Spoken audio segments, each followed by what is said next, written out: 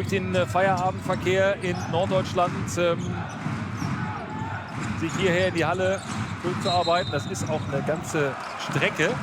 Foul von Osborne, der da festhält gegen Pjanic, der über den Block gehen wollte. Da, die Seawolves bei diesem, ja, kann man schon.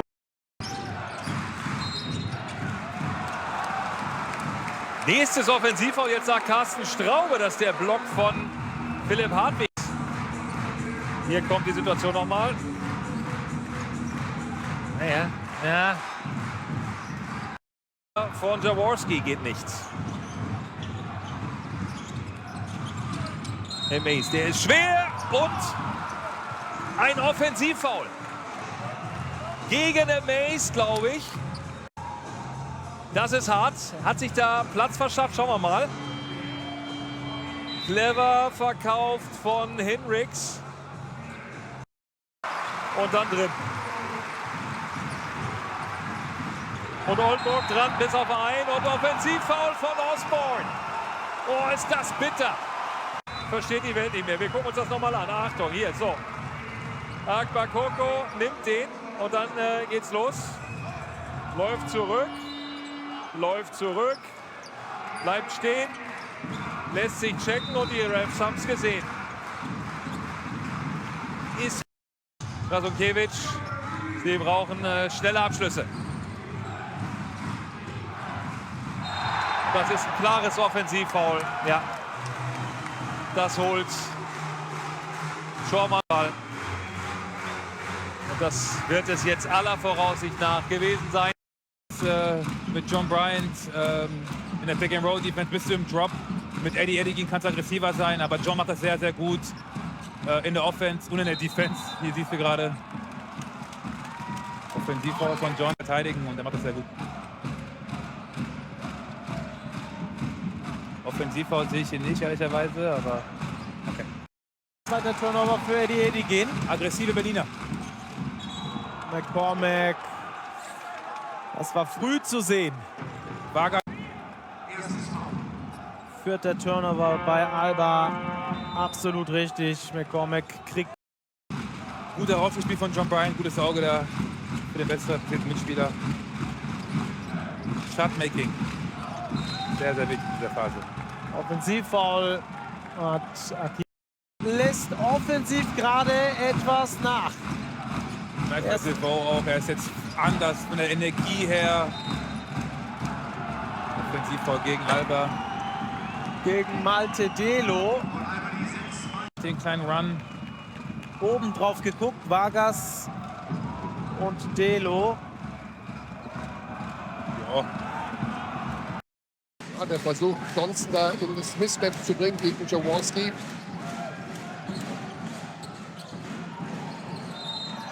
Dann kommt Offensivfoul. das Foul wohl von Johnson gegen Jaworski, der Ellbogen.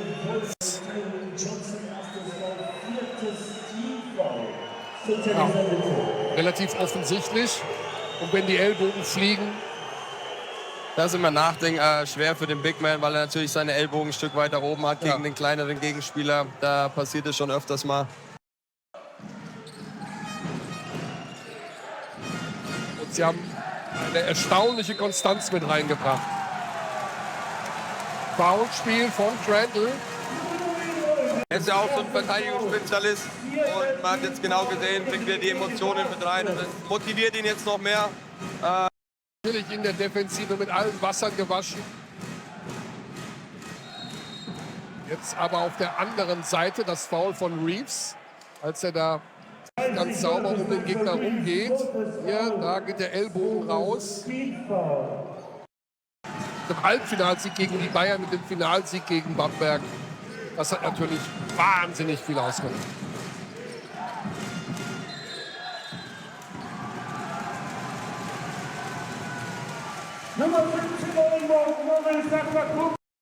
So starken NBCler, die wieder das Mismatch Johnson-Jaworski suchen. Zum wiederholten Mal. Wieder geht der Ellbogen raus. Hat er Glück gehabt, im Angriff davor wurde Flopping-Warnung angezeigt von den Schiedsrichtern. Also es hätte auch andersrum kommen können. Interessant zu sehen, dass Oldenburg keinen Johnson gegen Jaworski im Low Post spielt. Jeder bleibt bei seinem Mann und lässt ihn 1 gegen 1 verteidigen. Akbakoko mit dem Gortat-Screen, dass er da irgendwie zum Wurf, zum Abschluss kommt. Und dann ist es Offensivfoul.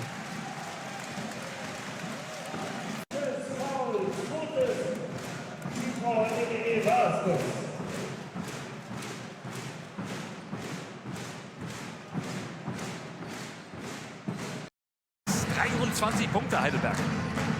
Kommen richtig gut rein hier in der Messhalle. Und das ist ein Foul von Nakamura. Genau richtig analysiert. Sowohl so leicht geschoben. Achtung jetzt hier. Ja. Kommt so seitlich rüber mit dem Arm. Zipser lässt ihn liegen. Hatte eine gute Position. Kommt da nicht ganz optimal hoch. Offensivfoul Jemo. Nee, der zählt nicht. Hatte da versucht, die Position gegen Zipser zu bekommen.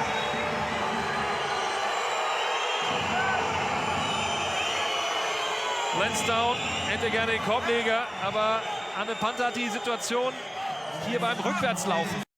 Für die Ulmer. Damit die 7-Punkte-Führung für Alba Berlin.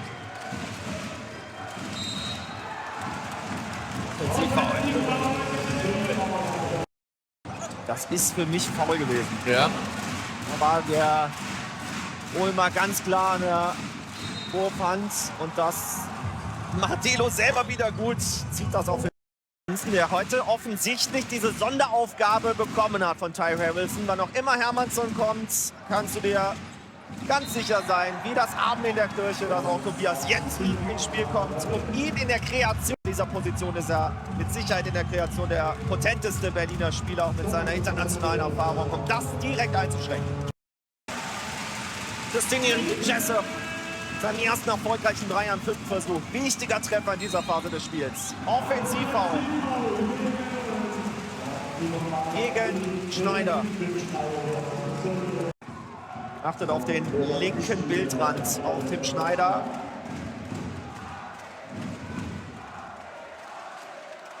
Ja, dadurch, dass er und Saraf sowie Jessup mit 10 Punkten. Bei Berlin nur Tim Schneider bisher mit 10 Punkten. Oh Mann, die Berliner Emotionen gehen wir heute zu hoch. Spatz. Und das T bekommt Berlin. Die Tür ist noch ein Spalt offen. Wir haben noch lange 8,5 Minuten zu gehen. Und trotzdem muss aus meiner Sicht nach diesem Spiel über Disziplin gesprochen werden. Auch hier Kopfschütteln. Sie beschäftigen sich und natürlich gibt es dafür Aktionen aus Berliner Sicht gegen dich. Das ist das Gefühl der Spieler. Ich will nicht sagen, dass es objektiv so ist.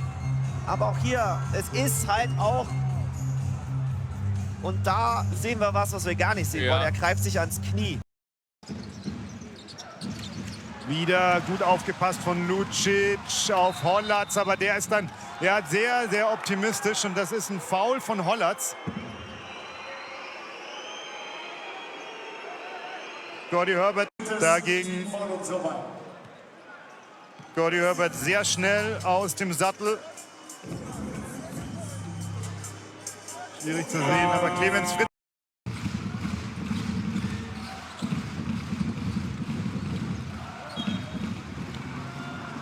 Moving Screen bei den Bayern. Devin Booker.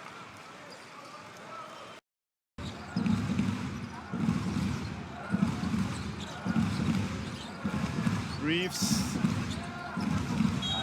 mit Kovacevic und das ist das Offensivfoul. Natürlich zieht es Nils Giffey in diese Playoffs dann überstanden. Wie gesagt, die letzten Spiele in der Regular Season waren sehr, sehr holprig. Es gab die Schelte, auch auf der anderen Seite jetzt das Offensivfoul von Nils Giffey. Es gab die Schelte vom Chef Gordy Herbert.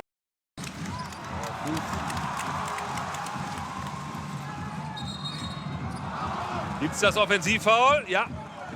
Nino Uzgani zeigt auch, versuchen gegenzuhalten. Und klar, muss auch schon mal so ein bisschen gucken, dass man auch neue Option noch bekommen. Trey Mitchell, Offensivfoul. Hat er gleich mal praktisch einen Ball gewonnen.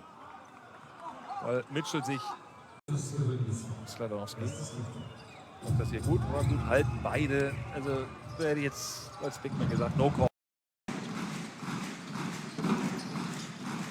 Bleiben wir lang bei Callison. John Bryant, jo. Das ist natürlich ein Foul. Er schubst ihn in den... Der Pass auch einen Moment zu spät oder halt zu früh. John Bryant will dann in den Kontakt gehen. Weit weg vom Korb den Ball gekriegt. John Bryant, Lucic ist da und dann trifft ihn im Gesicht. Das stimmt. Das ist dann auch...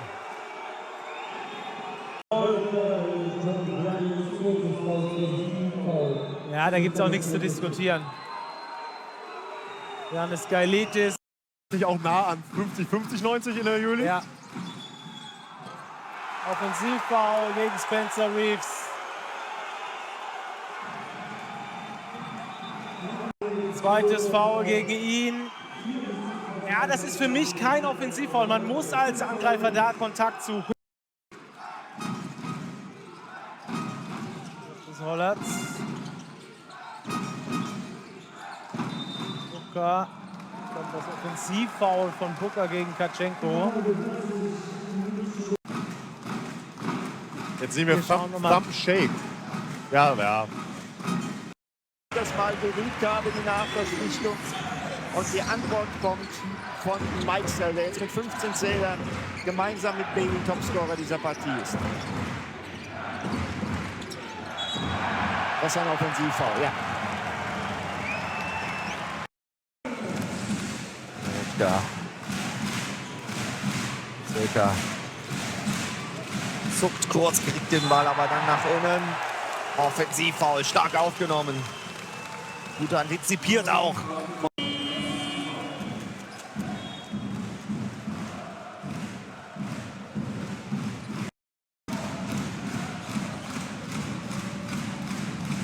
Auch jetzt bei 8 Punkten angekommen ist im Spiel. Blocking-Foul, die Entscheidung gegen Kone. Auch für ihn bereits das 3. persönliche Foul. Da sind jetzt einige Würzburger in Foulproblemen. Jetzt von Downtown, das sind 8% laut Mathe-Grundkurs. Ja, perfekt, danke an die Grafik. Und 50 auf der Gegenseite tun dann eben weh. Als Offensivfoul von Ben Saraf. Janni gegen alle. Oh, wow. Wow. Ich weiß nicht, was für ein Pfiff das war, aber das war Wieder verstehen, dass sich da Jonas Matisek reinhypt. Also Jens macht den Schritt in Thomas rein. Mitspieler aus, gerade wenn sie jünger sind.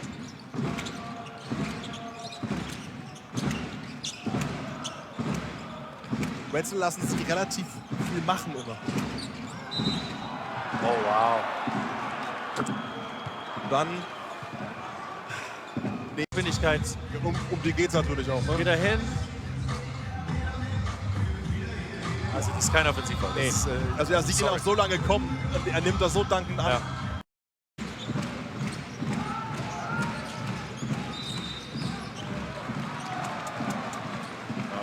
Jetzt Offensivfoul von Brezel, glaube ich. Beim Handoff. Ganz genau konnte ich es nicht erkennen. In der Pick-and-Roll-Verteidigung nicht die allerbeste ist.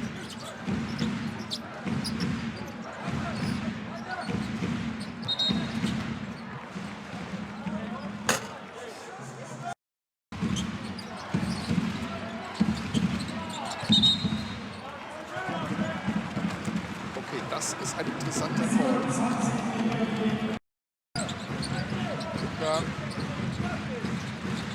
Jetzt zeigt diese Formation an, die da gespielt werden soll. Und dann ist es ein bewegter Block von Booker. Also mal angenommen, der FC Bayern kommt hier ins Halbfinale. Aus dem Pick and Pop. Hinten, der wieder Hand am Ball hatte. Gefällt mir wirklich sehr, sehr gut, wie gesagt.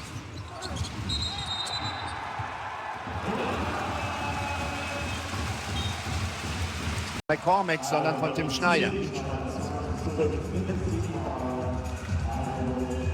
Zweites Foul für Tim Schneider, er und David McCormack und Jonas Matisek als Starter. Also Small Ball gegen Small Ball. Wien nicht mit dabei, der die Partie. Die Berliner auch ein bisschen freier auf, Rücken zur Wand, sie wissen, ey, okay, einfach alles reinwerfen. Offensivfoul Jallo. Und er muss aufpassen, dass er sich jetzt nicht den Schiedsrichtern gegenüber echauffiert.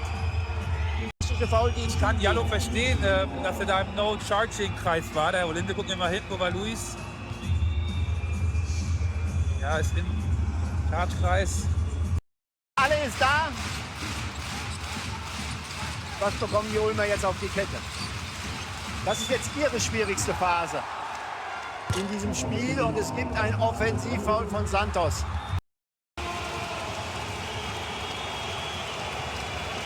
Dieses Viertel bislang ganz klar für die Ulmer.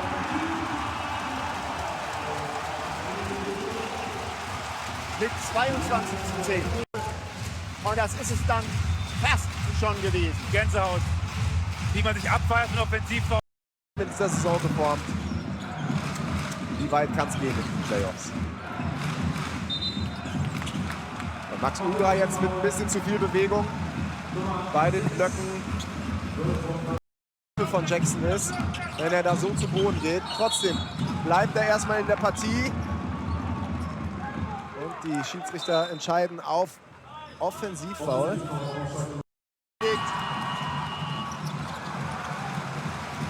Und Willigka treibt den Ball nach vorne. Der ist jetzt wirklich hier im Vollgasmodus unterwegs. Jetzt aber mit dem Offensivfoul. Mike Lewis und Seele aufs Spiel, stellt sich dahin und nimmt den Kontakt auf. Das macht dann natürlich eine dünne Rotation. Das heißt natürlich heute haushalten mit den Fouls, haushalten mit den Kräften. Offensivfoul bei den Chemnitzern. Das ist der Gameplan heute, der in Spiel 1 und 2 entweder nicht so ganz klar war oder nicht gut ausgeführt wurde. Das ist das, was Rodrigo Pastore gesagt hat. Nächstes Foul.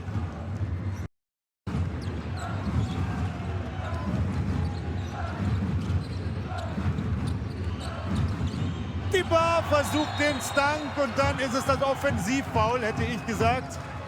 Roman Bedime da vor dem Kreis.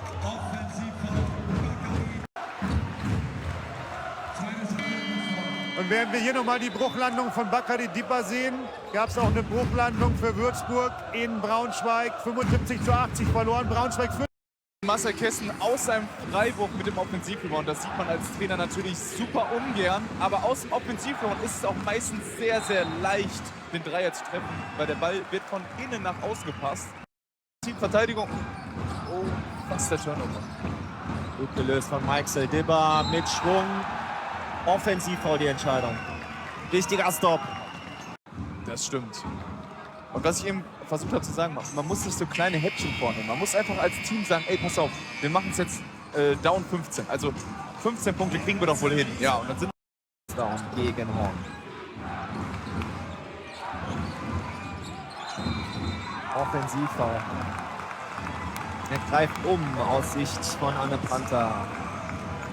Das ist ein sehr harter Pfiff. Normalerweise sagt man immer Obacht junger Jedi, in dem Fall Obacht alter Jedi-Ritter. Ja, ich verstehe den Pfiff, aber ich weiß nicht.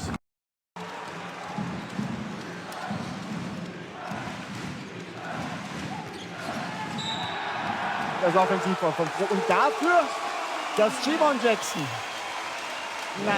das Charge gegen den größten Mann anzunehmen, das ist dann eine Ansage. Absolut, spricht für sein Spielgeschehen eingreifen. Mike Lewis jetzt auf der 1, Basu Kone auf der 2. Offensivfoul. Von Fabi Black. Schon, oder? Denke ich schon. Ich würde sagen, er ist auf jeden Fall noch mal ein bisschen variabler, weil er eben ein bisschen mehr Größe mitbringt, um auf der 4 auch zu verteidigen.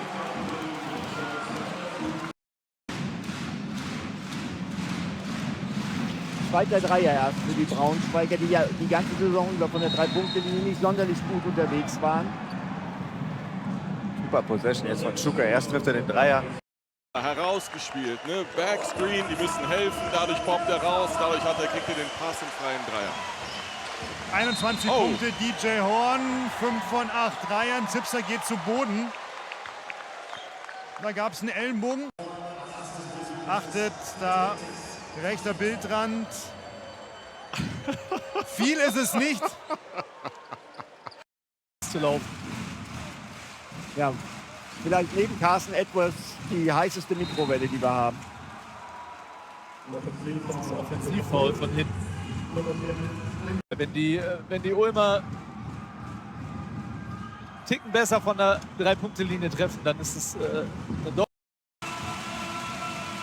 Wichtig für die Ulmer, die schwimmen so ein bisschen hier in dieser Phase. Schöne Bewegung von Kone. Offensivfoul. Ja, Offensivfoul. Korrekt. Klarer kannst du, glaube ich, in dieser Situation kein Offensivfoul annehmen. Brust zu Brust.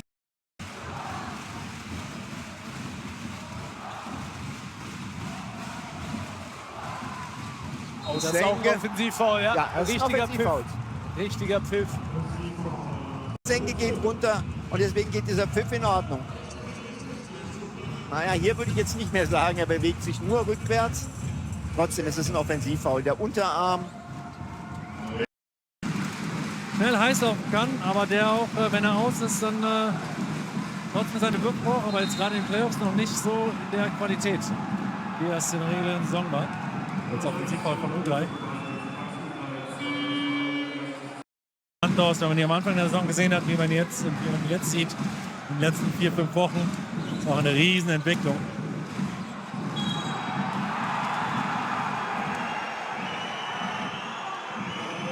Ja, und das finde ich dann zu wenig. Und wieder zweite Chance. Ulm macht Speed.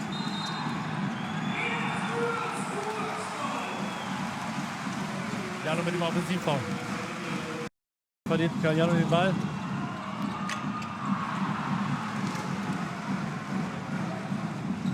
Wieder Jalo, wieder unterwegs Richtung gelobtes Land. Diesmal nicht. Da sehen wir jetzt nochmal den Eurostep. Ja. Statt selber das Ding zu finishen. Ein Doppel-Offensivfoul jetzt gerade. Von Fabi Black und Lewis zusammen. Schon krass.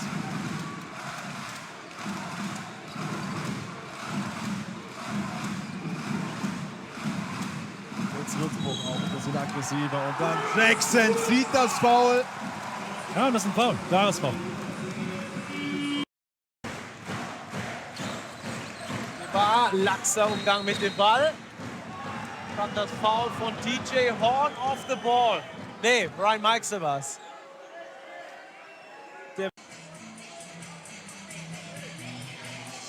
Hier der laxe Umgang mit dem Ball, aber das Foul off the ball.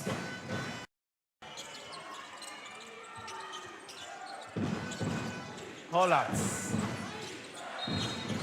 Hier, das ist ein Offensivfoul beim Block. Schon das 4. gegen Joe Vogtmann.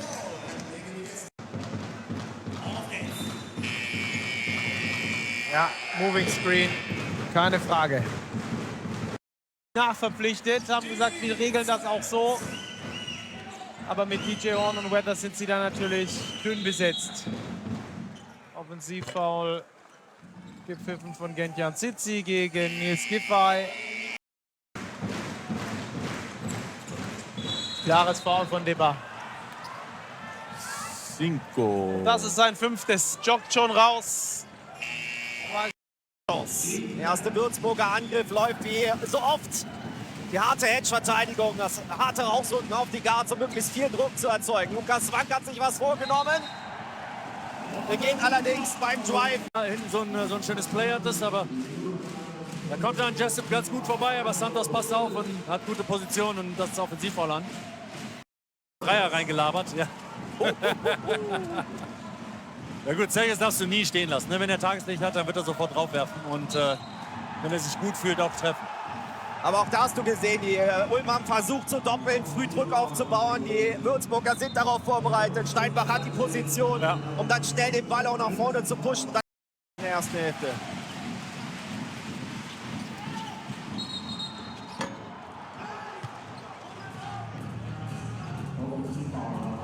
Foul.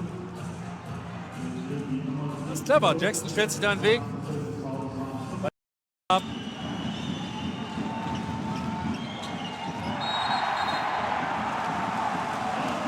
Offensivfoul Steinbach.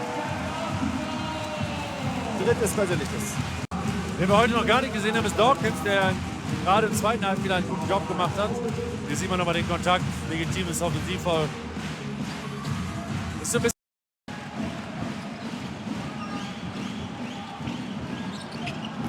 schöner Passfake und dann der Drive. Allerdings regelwidrig.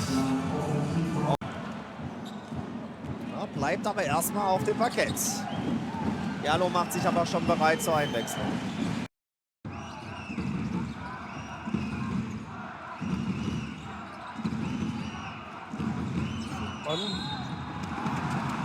Exzellente Defense. Auch davor von Michael Weathers das Deny und hier nimmt dann Brian Meixel auch noch das Charge an. Das war aber nur möglich, weil Johannes Vogtmann den Ball nicht zu Shabazz Napier gekriegt hat, weil Michael Weathers so stark Deny verteilt. An sein Team jetzt mit entsprechendem Einsatz verteidigen.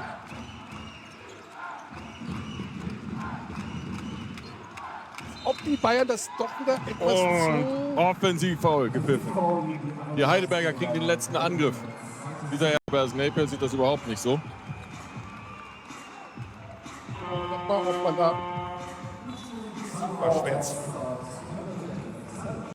Das ist mental wahnsinnig schwierig. Und dann ist alles ein Foul und dann fällt der Ball nicht rein und jeder Rebound ist beim Gegner. Also so, mir gefällt sehr, was Danny Jansson gesagt hat. Und Offense-Foul natürlich. Und down like a fucking victim. So, seid mal keine Opfer. Aber dann versuchen ich darf mich mitbetreuen und da ist eine Spielerin dabei, die ist auch Diabetikerin, aber sehr, sehr bewusst und sehr klar, weiß genau, wann sie gucken muss nach dem Zucker und das ist wirklich ganz faszinierend, wie diszipliniert werden. Er mit 3 Fouls, Noah Essenge mit 2. Auch in die Seite des Knies. Also das gehen dann in den Würzburger Hand, weil sie da sehr aktiv sind, wenn der Ball wegspringt und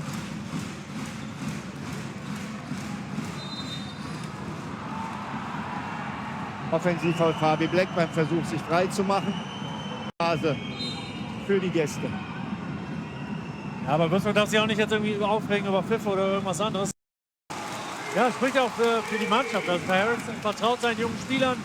Jensen hat sich dieses Vertrauen erarbeitet. Insofern immer gerechtfertigt. Offensivfoul.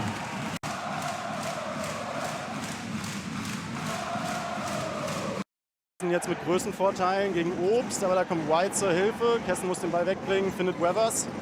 Zieht vorbei an Lucic. Und Korb zählt nicht. Die Schiedsrichter pfeifen hier ein Offensivfoul gegen Michael Weathers. Schauen wir nochmal.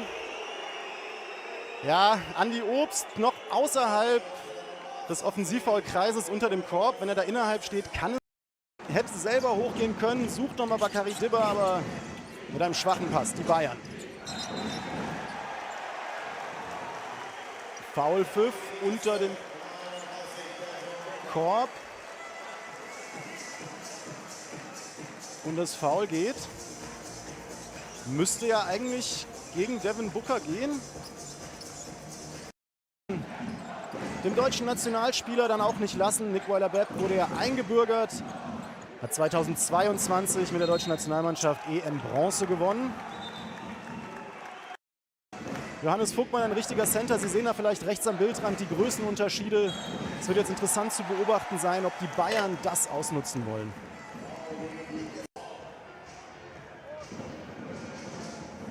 Giffey kriegt hier das Foul beim Blockstellen.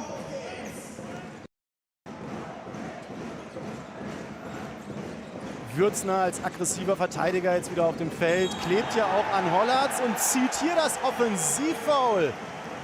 Giffey müsste jetzt schon sein 4. gewesen sein. Erol Erschek. Jetzt Kessen gegen Lucic, größten Vorteile. Und Kessen bekommt das Offensivfoul gepfiffen. Ja.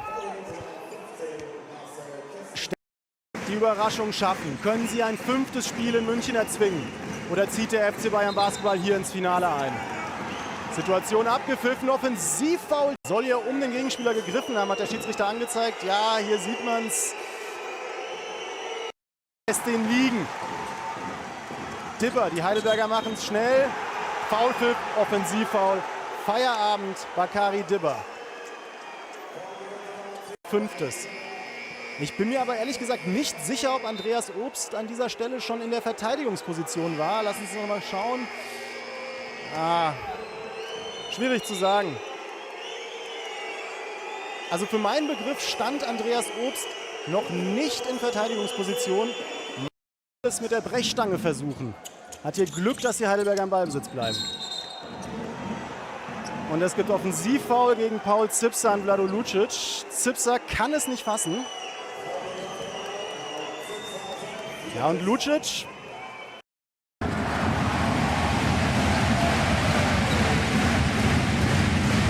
Tobias Jensen bringt jetzt den Ball. Verteidigt von Jivan Jackson. Und es gibt ein Offensivfoul hier gegen den Brasilianer, gegen Marcio Santos. Hat hier gegen Jackson einen bewegten Block gestellt. Sie sehen es, geht da noch in den Mann rein. Jackson bleibt hängen. Richtig, lässt aber beide liegen. Und Jessab mit dem Offensivfoul. Foul war, schauen wir uns das nochmal an. Fabian Black.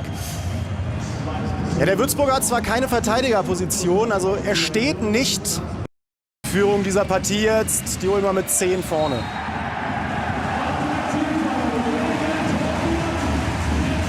Sein 3. sein.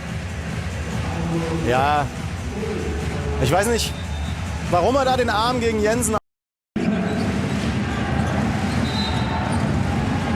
Nächster Foulpfiff.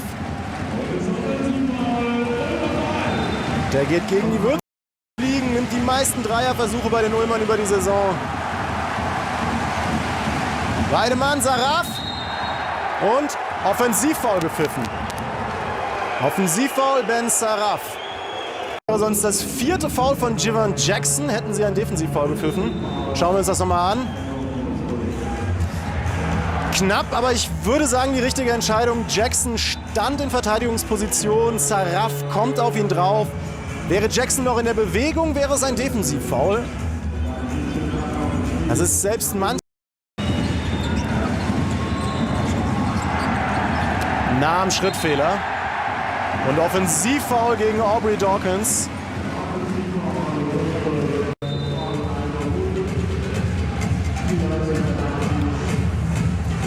Weiß ich nicht, ob man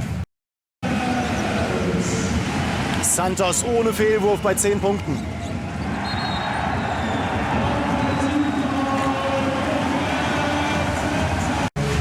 Und Steinbach mit dem Offensivfoul gegen Ben Saraf.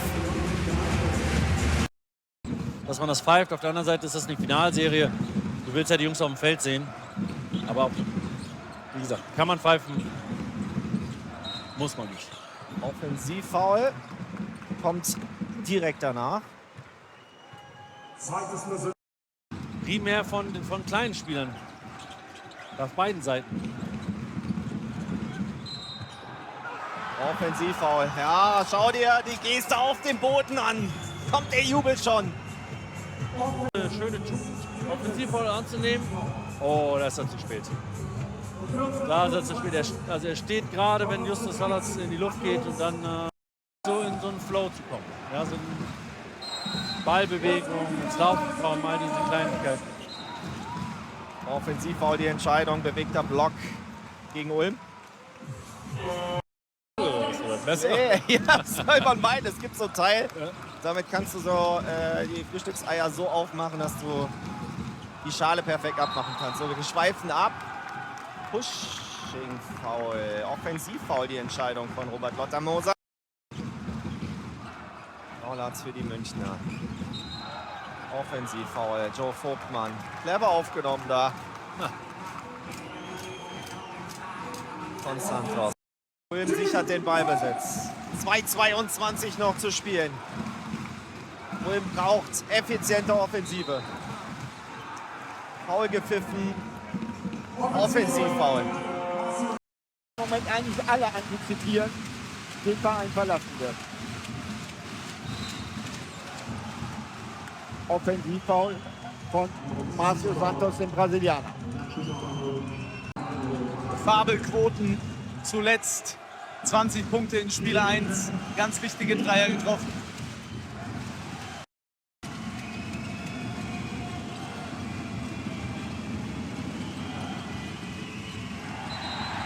Stuttgart. Offensivfoul. Ich bin Offensivfoul. Gut verteidigt von Santos. Im Feld Spiel 1.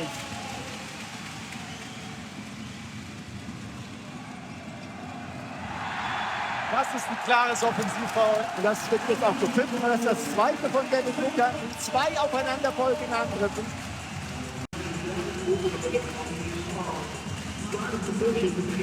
Also das erste konnte man noch streiten. Hier ist es, wie du sagst, eindeutig.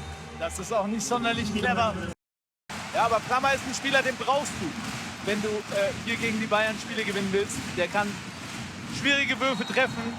Der kann die Energie, die von den Rängen kommen, mit aufs Spielfeld transportieren. Die Nachverpflichtung für Isaiah Roby. Einer, der sich sehr in den... Der hat einen Schlag aufs Knie bekommen. Booker scheint einen Schlag aufs Knie bekommen zu haben. Booker. Weiler-Bepp mit dem Offensivfoul gegen Santos. Viertes Foul, Nick Weiler-Bepp. Und noch 3,1 Sekunden. Ratio Famos. Die Bayern in Teamfouls, aber dann ist ein klassisches Offensivfoul da. Gibt es keine Freiwürfe. Und Santos scheint so ein bisschen die Luft zu liefern. Den kann Jensen auch ablegen.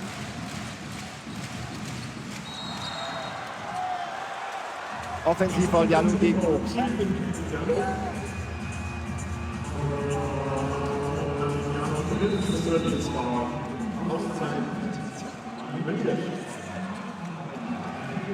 Schauen wir noch mal hin. Ja, das verkauft Andi gut, aber die Schulter und der Arm von Karim gehen raus. Ist das stark, wie Nils Giffer hier heute spielt. Weidemann, exzellent. Stark. Oh, Charge. Oh, oh, oh. Offensivfoul würde ich gerne noch mal sehen. Hier. Ja. Oh, ja. Also Obst nimmt das gut an. Mit Catch and Shoot.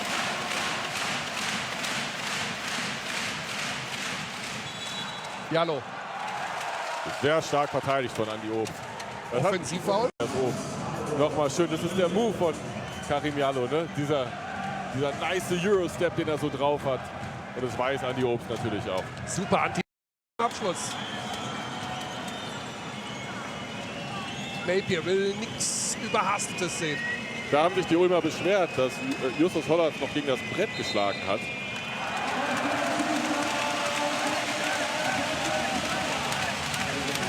Ja, weil er den Block dann zu einem anderen Zeitpunkt stellen kann. Ja. Anzeichen, dass er gehen muss.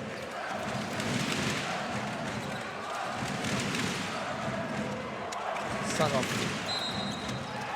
Ja, eindeutig. Das war kein guter Block von Santos. Bewegter Block. hier rechts. Da kommt er. Ja.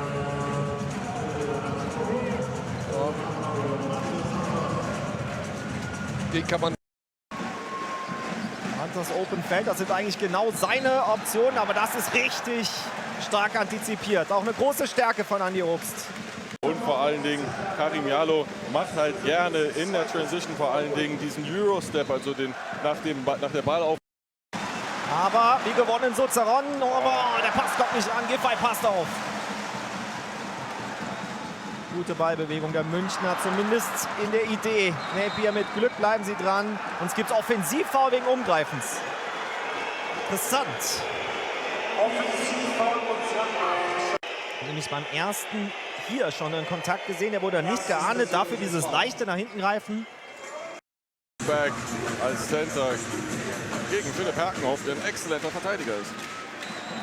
Und wieder Andi Obst, wieder zieht er das Offensivfoul. Das hat die Emotionen noch. Aber wir hatten den Dreier von Holland, der tough war.